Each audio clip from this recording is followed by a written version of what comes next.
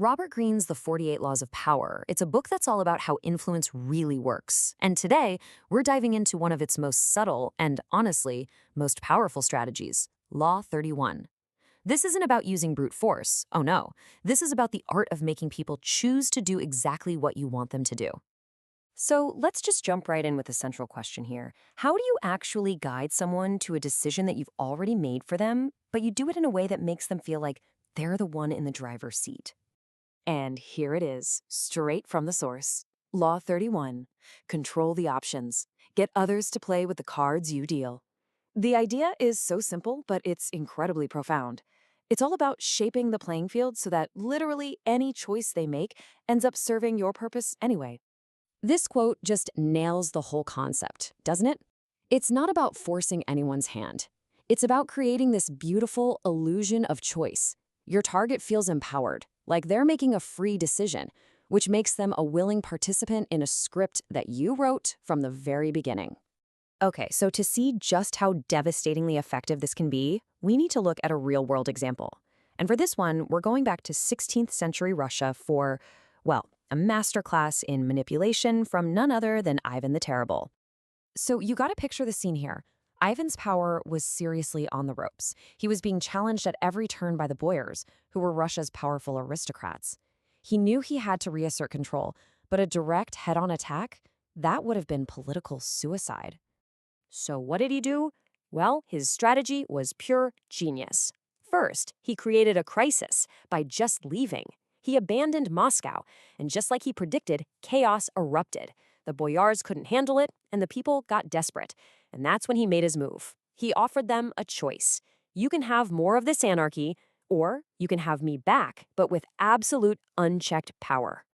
And that right there is the master stroke. He didn't have to seize a thing.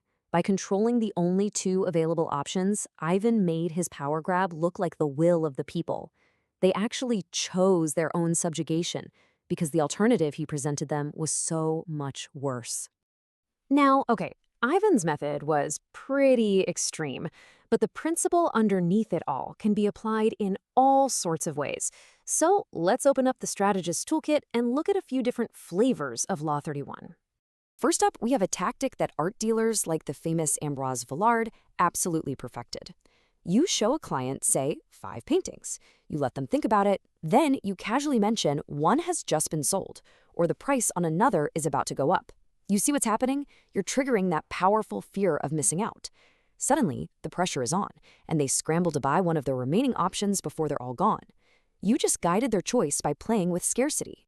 This next one preys on fear and uncertainty. You paint this vivid, terrifying picture of all the horrible things that could happen if they don't act.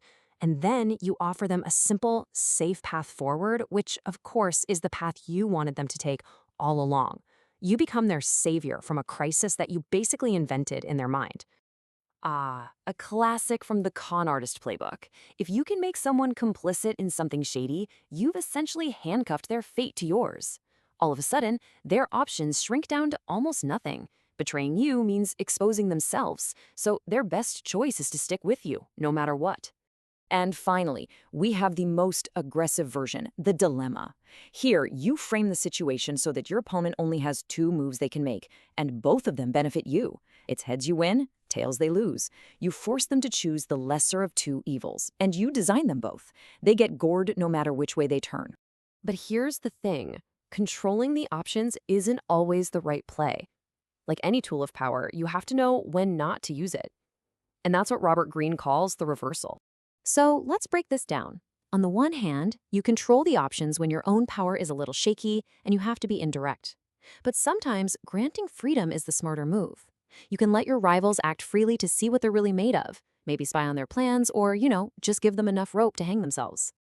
Ultimately, though, Greene's argument comes back to this. Even when you're in a position of strength, using direct force is just clumsy.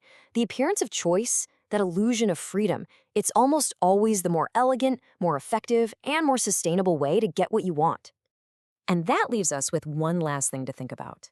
This law isn't just a playbook for influencing others, it's also a warning about how you are being influenced yourself. So the next time you're faced with what looks like a clear set of options, it's probably worth taking a second to ask yourself, who dealt this hand?